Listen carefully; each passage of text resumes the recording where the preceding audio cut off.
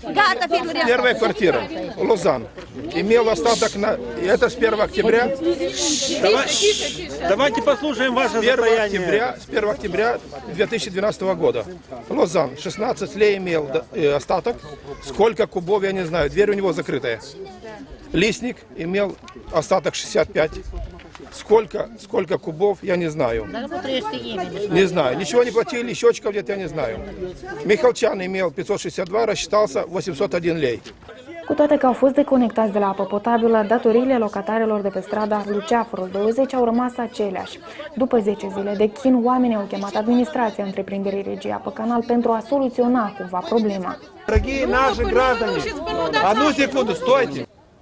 Cu toate că mașina cu apă potabilă a întreprinderii vine pentru a le aduce apă, locatarii susțin că trăiesc un coșmar. Cei care nu reușesc la mașină sunt nevoiți să aducă apă de la o fântână aflată la circa 400 de metri. 10 zile n-am avut apă, a fost, nu știu, greu, în primul rând greu, că chiar să faci o mâncare, trebuie să te duci la fântână, dar fântâna, după cum știți, e departe.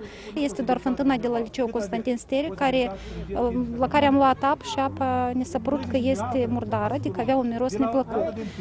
Copiii la școală și la grădiniță, clar că au fost incomodați. Я согласен на любое решение, лишь бы только воду давали нам. Не имею я никаких долгов. Я даже на 3 месяца уезжал в Россию и то pогасил наперед. Avem 2 copii mici, vă dați seama, fără apă. Soțul toată ziua ne aducea butelii întregi cu apă, dar este foarte greu, pentru că trebuie mâncare, veselă, haine spălate și tot așa mai departe. Sperăm să fie în sfârșit de regulă în casă, dar văd că nu se va ajunge nici la un numitor comun. Pentru ca blocul de locuit să fie reconectat la conducta cu apă potabilă, locatarii trebuie să achite datoriile. Că la moment de față este datorie de 38.000 care este. Asta nu putem până nu este datorie zero. După mai multe discuții, cei prezenți au găsit o soluție. Тот, кто должник, мы его отключаем. Совсем тех, которые купили. Вопрос решен. Все. И сразу давайте заключать договор. Все вам должны сразу вернуть.